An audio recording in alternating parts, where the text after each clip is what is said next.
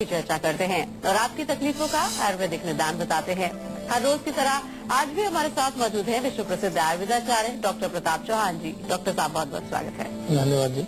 आज की संजीवनी में हम किसी बीमारी पर नहीं बल्कि आयुर्वेद की एक ऐसी चिकित्सा पद्धति पर चर्चा करेंगे जिसके बारे में आप डॉक्टर चौहान से दर्जनों बार सुन चुके हैं। जी हाँ, हम बात कर रहे हैं पंचकर्मों में से एक आयुर्वेद की मशहूर चिकित्सा पद्धति नस्य चिकित्सा की।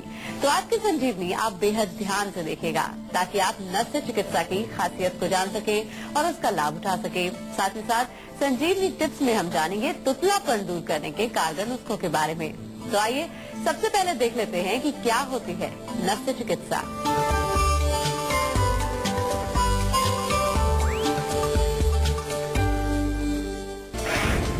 दांत दर्द, ब्रोंकाइटिस, माइग्रेन, साइनस, टॉन्सिलाइटिस और मोतियाबिंद, दर्जनों बीमारियों का एक ही आयुर्वेदिक इलाज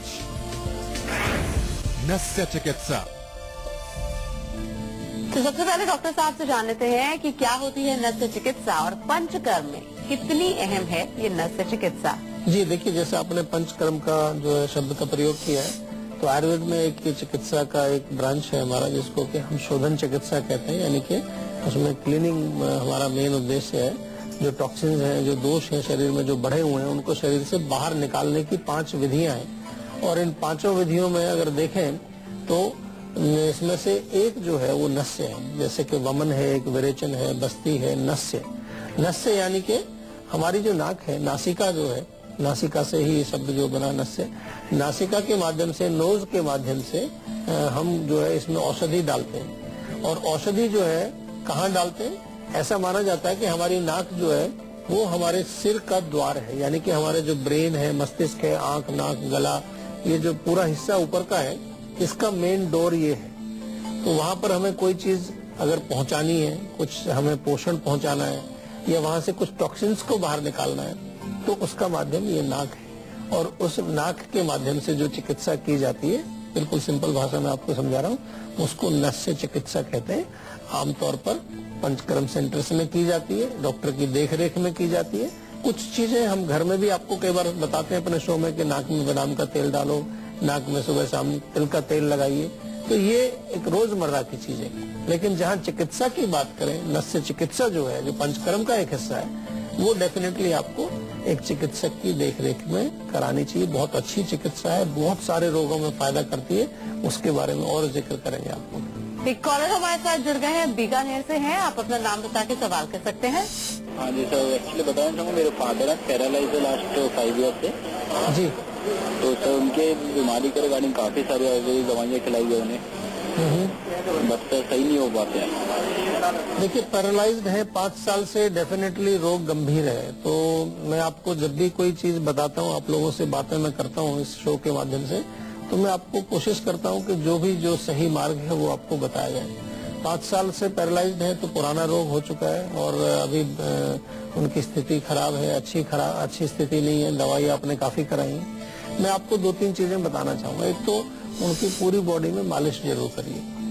कोई भी तेल ले लीजिए, तिल का तेल हो तो बहुत अच्छा है। मालिश करने से थोड़ा बहुत सर्कुलेशन होगा, क्योंकि दिन भर जो व्यक्ति लेटा रहता है, चल फिर नहीं पाता, तो उसको खून का सर्कुलेशन अच्छा रहना चाहिए। दूसरा, कुछ टॉक्सिन्स बॉडी के बाहर से निकलेंगे, मांसपेशियों को थोड़ी शक्ति मिलेगी, नसों को थोड़ी शक्ति मिलेगी।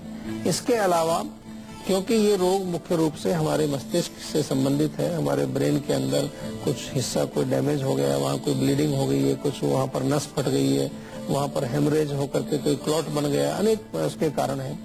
तो जो हिस्सा वहाँ खराब हुआ है, कमजोर हुआ है, उसको शक्ति देने के लिए कुछ टॉनिक्स हैं आयुर्वेद में, अच्छे टॉनिक्स हैं। वो आयुर्वेदिक चिकित्सक से जब आप मुलाकात करेंगे वो आपको दवाइयाँ देंगे।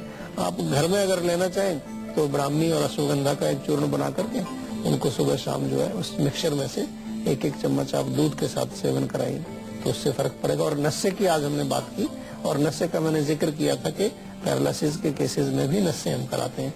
तो कम से कम उनकी नाक में हल्का सा तेल, जो तिल का तेल या सरसों का तेल आप रोज डालें, और उनको थोड़ा कहें, अगर वो ले सकते हैं तो उसको थोड़ा अंदर उसको खींचने की कोशिश करें, तो उससे नसों को भी शक्ति मिलती है, हमारे मस्तिष्क को भी नरिशमेंट मिलती है और कुछ न कुछ शरीर में उनको इम्प्रूवमेंट दिखेगा।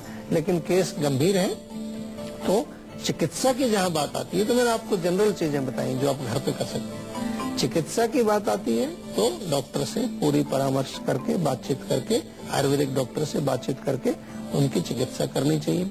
आपके लिए हमने सुविधा आप एक रखी है कि आप फोन के माध्यम से हमारे डॉक्टर से कभी भी बात कर सकते हैं। आपकी सुविधा के लिए हमने क्लिनिक्स खोली है काफी शहरों में, वहां जाकर के आप पर्सनली रिपोर्ट्स वगैरह दिखा करके डॉक्टर से भी बात कर सकते हैं। लेकिन आयुर्वेद में आपको जरूर आना चाहिए आयुर्वेद की शरण में और अपने शरीर को स्वस्थ रखने के लिए प्रयास जरूर करना चाहिए। तो चलिए डॉक्टर साहब ने हमको ये तो बता दिया है कि क्या होती है नस्य चिकित्सा, लेकिन नस्य चिकित्सा की आवश्यकता किन किन लोगों को ज्यादा होती है और किन बीमारियों में इस चिकित्सा से फायदा मिलता है? देखिए, जैसे मैंने कहा कि नाक, अपना कान, गला, सिर, इसके जितने भी रोग होते हैं, जैसे कि साइनोसाइटिस बड़ा कॉमन सा रोग है, लोगों को नजला है, छींकें आती हैं, जुकाम है, ये बार बार उनको कान में कोई दर्द होता है, कान में कुछ आवाजें आती हैं, या मस्तिष्क के आपको रोग है, आपको नींद नहीं आती है, माइग्रेन होता है, या किसी ब्रेन के किसी हिस्से में कहीं कमजोरी आ गई है, उसकी वजह से आपको मान लो फेशियल पैरालिसिस हो गया है।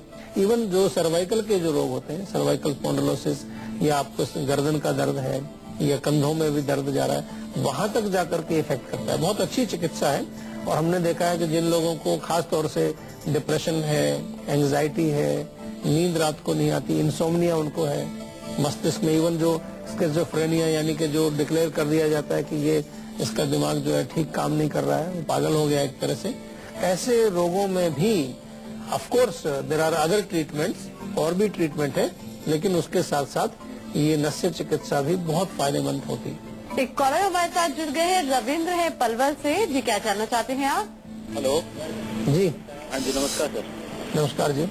सर एक्चुअली बात है कि जब मैं कुछ फास्ट फूड वगैरह खा लेता हूँ या फिर अंडा वगैरह, तो उसके बाद ना पेट में दर्द होता है। अच्छा। तो पता नहीं, उल्टियाँ वगैरह आने लगती है। जी जी, देखिए, कुछ लोगों का पाचन कमजोर होता है और कुछ लोगों को एलर्जी भी होती है किसी विशेष फूड से। जैसे आपने अंडे की बात की, ऐसे मैंने काफी पेशेंट देखे हैं कि अगर वो एग्स का सेवन करते हैं, अंडे का सेवन करते हैं, तो उनको आधा पौना घंटे बाद उनके पेट में दर्द होने लगते हैं, यानी कि अंडा उनको सूट नहीं करता, उनमें कोई ऐसा तत्व है अंडे के अंदर जो उसका पचता नहीं है और उसको दर्द होता है। जहाँ तक आपने फास्ट फूड की बात की, तो फास्ट फूड भी जो है उसमें भी कुछ ऐसे प्रिजर्वेटिव्स, केमिकल्स, ऐसे चीज हो सकते हैं जो आपकी बॉडी को सूट नहीं कर रहे। सबसे पहले तो आपको अपने पाचन को इम्प्रूव करना है, बहुत इम्पोर्टेंट है, और इम्प्रूव करने के लिए बहुत सारी पाचक दवाइयाँ आप आयुर्वेद में ले सकते हैं। आयुर्वेद में काफी सारी दवाइयाँ, हमारे यहाँ एक डाइजेस्टोल टेबलेट बड़ी अच्छी है, उसका प्रयोग आप 2-2 गोली सुबह शाम करें, केवल पाचन को सपोर्ट करने के लिए। लेकिन ये भी हमें देखना है कि कहीं आंतों के अंदर आपको कोई सूजन तो नहीं है, या पेट के अंदर कोई सूजन तो नहीं है, गैस्ट्राइटिस तो नहीं है, कोलाइटिस तो नहीं है, कोई वहाँ पर एसिडिटी तो नहीं है, आपको बहुत ज्यादा जलन तो नहीं होती है, हाइपर एसिडिटी तो नहीं है। ये चीजें थोड़ा सा परामर्श करने के पश्चात आपको डेफिनेटली हम और अच्छी दवाई दे सकते हैं। लेकिन अभी फिलहाल के लिए आप इतना करें कि जो भोजन आपको सूट नहीं करते उनको 2-3 महीने आप त्याग दें, और 2-3 महीने पूरा अपने जठराग्नि, अपनी अग्नि को तेज करने के लिए आप जो है कुछ प्रयास करें। थोड़ा सा अदरक का टुकड़ा भोजन से पहले आप चबा करके खाएं, आप लवण भास्कर चूर्ण जो है 1-1 चम्मच भोजन के पश्चात खाएं, सौंफ 1 चम्मच खाना खाने के बाद आप खाएं, पुदीना धनिया की चटनी बना करके आप खाएं। ये छोटी छोटी सी चीजें हैं, सब जगह इजीली अवेलेबल है, आपके रसोई में भी उपलब्ध है, लेकिन इनका प्रयोग यदि हम सही रूप से करना जाने तो बहुत गुणकारी चीजें हैं। कई बार हम देखते हैं कि रसोई में हमारे चीजें पड़ी हुई हैं, मसाले पड़े हुए हैं, लेकिन हमें मालूम नहीं है उनका उपयोग कैसे करना है। तो इस शो के माध्यम से हम आपको ये छोटी छोटी चीजों से अवगत कराते हैं कि किस प्रकार से ये जो अमूल्य औषधियां आपके किचन में पड़ी हुई हैं उनको आप कैसे प्रयोग करें, जिससे कि आप अपने बड़े से बड़े रोगों को भी कम से कम कुछ न कुछ उनमें इम्प्रूवमेंट जरूर पा सकते हैं। हालांकि आयुर्वेद में औषधियां हैं, पूरा एक मेडिकल सिस्टम है आयुर्वेद में बहुत सारी दवाइयां उपलब्ध हैं, उनका भी आपको फायदा उठाना चाहिए। हमारे देश की एक बहुत प्राचीन चिकित्सा पद्धति है, हमारे देश की एक धरोहर है। आज पूरे विश्व भर में आयुर्वेद को अपनाया जा रहा है, लगभग 40-50 कंट्रीज में। तो मैं जाकर के विजिट करता हूँ लोगों को, वहाँ पर इसके बारे में नॉलेज देता हूँ, लोग बड़े इंटरेस्टेड हैं। लेकिन बड़े दुख की बात है कि हमारे अपने देश में जो इतनी बड़ी ये जो हमारे पास ज्ञान का सागर है और इतना बढ़िया हमारा हेल्थ का ये जो है एक हमारे पास ज्ञान पड़ा हुआ है, इसको अभी हम उतना प्रयोग नहीं कर रहे हैं। अभी बढ़ा है कुछ प्रचलन पिछले कुछ वर्षों में, लेकिन अभी हमको इसको और आगे लाना है। और आपसे निवेदन है कि कोई भी रोग आपको हो, रोग हो या ना हो, स्वस्थ अवस्था में भी अगर आप हैं तो उस स्वस्थ अवस्था को बनाए रखने के लिए, उसको मेंटेन करने के लिए बहुत सारी चीजें आयुर्वेद में वर्णित है। थोड़ा सा आयुर्वेद का ज्ञान प्राप्त करिए, आयुर्वेद के बारे में थोड़ा अध्ययन करिए। हमारे शो के माध्यम से हमारी वेबसाइट पर जाकर हमारे डॉक्टर से आप बातचीत कर सकते हैं, उसके बारे में ज्ञान जरूर प्राप्त करिए ताकि स्वस्थ रहें आप। तो डॉक्टर साहब, अब आपसे जानना चाहते हैं कि जो नस्य चिकित्सा को लेकर बहुत लोग ये मानते हैं कि ये बहुत महंगी होती है, इसके तरीके जो है उनसे आम आदमी घबराता है। ये बड़ा अच्छा प्रश्न किया, क्योंकि लगता है लोग पता नहीं नाक में कोई ऑपरेशन होगा या क्या होगा। ऐसा कुछ नहीं है, बड़ा साधारण है, सिंपल है और ज्यादा टाइम नहीं लगता इसमें। कोई लगभग मैक्सिमम आधा घंटे का ट्रीटमेंट है, महंगा बिल्कुल नहीं है, कोई घबराने वाली बात नहीं है। इसमें मुख्य रूप से जब आप जाएंगे चिकित्सा के लिए तो थोड़ा सा मसाज होती है नाक के चारों तरफ, आंखों के चारों तरफ, फिर थोड़ा स्टीम देते हैं, उसके बाद नाक में वो दवाई डाली जाती है। डिपेंडिंग ऑन क्या आपका रोग है उसके अनुसार निर्धारित किया जाता है। तेल भी उसमें डालते हैं, कभी कभार मेडिकेटेड घी डालते हैं, कभी कभार कुछ काढ़े भी डालते हैं कषाय, और कभी जरूरत पड़े तो ताजा रस भी निकाल करके जड़ी बूटियों का नाक में डाला जाता है। Depending on what is your condition, what is your disease, उसके अनुसार हम लोग निर्धारित करके ये चिकित्सा करते हैं। बहुत अच्छी चिकित्सा है, आप जरूर इसका प्रयोग करें। डेफिनेटली पहले कंसल्टेशन करनी पड़ेगी, डॉक्टर से परामर्श लेना पड़ेगा और वो डॉक्टर ही आपको जो है फिर सुझाव देगा कि क्या करना है इसमें। और अब बात कर लेते हैं आज की संजीवनी की, जिसमें डॉक्टर चौहान आपको बताएंगे नस्य चिकित्सा को लेकर क्या है आज की संजीवनी। तो डॉक्टर साहब बताइए।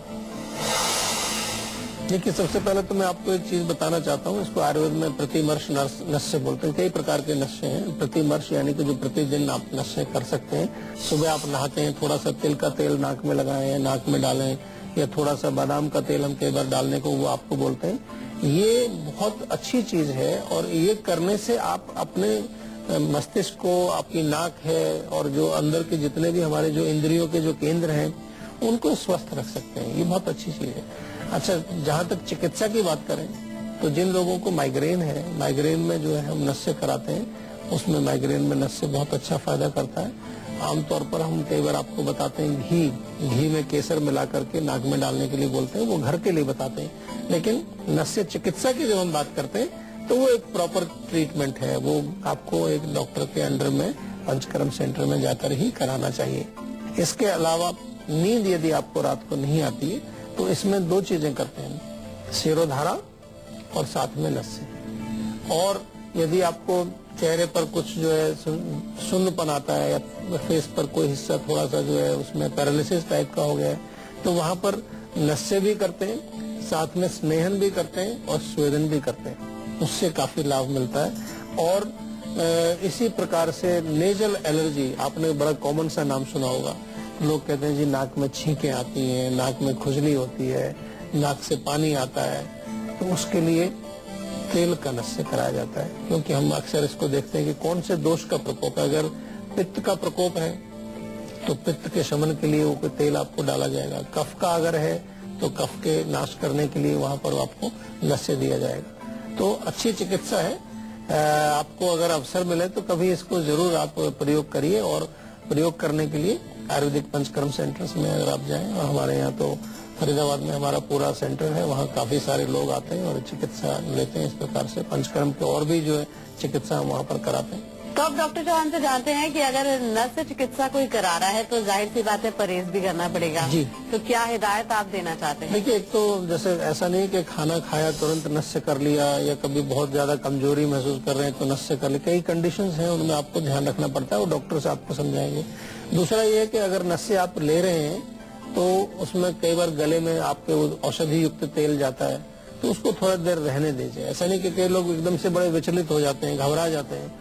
बाद में उसको 10-15 मिनट जब थोड़ा सा उसका असर हो जाता है, बॉडी के अंदर उसका प्रभाव जब हो जाता है, तब आप थोड़ा सा गुनगुने पानी से गरारे वगैरह करके उसको साफ कर सकते हैं। कोई घबराने वाली बात नहीं है। और जो हिदायत डॉक्टर आपको देते हैं, जो भी एक्सपर्ट हैं जो जिसके अंडर में आप ट्रीटमेंट कर रहे हैं, जो भी आपको स्पेसिफिक चीजें बताएं, खास तौर से खाने पीने के बारे में या किसी और तरह की जो वो हिदायतें देते हैं, उनको बिल्कुल स्ट्रिक्टली फॉलो करिए। ये जो पंचकर्म चिकित्सा है, इसमें विशेष रूप से इस चीज का बहुत महत्व है कि जो आपको बताया जाए, अगर वो कहें कि आपको खिचड़ी खानी है या आपको इस तरह का लाइट खाना खाना है, तो बिल्कुल खाइए। कई बार क्या है कि लोग वो परहेज तोड़ देते हैं। बॉडी आपकी जो है वो एक क्लीनिंग कंडीशन में है, एक से क्लीनिंग या शोधन चल रहा है शरीर के अंदर, उसमें गड़बड़ करेंगे तो रुकावट पैदा होगी, उसमें शोधन में रुकावट होगी, स्रोतस चैनल्स बंद हो जाएंगे, जो दोष बाहर निकलने चाहिए थे वो बाहर नहीं निकलेंगे, अंदर ही रुक जाएंगे।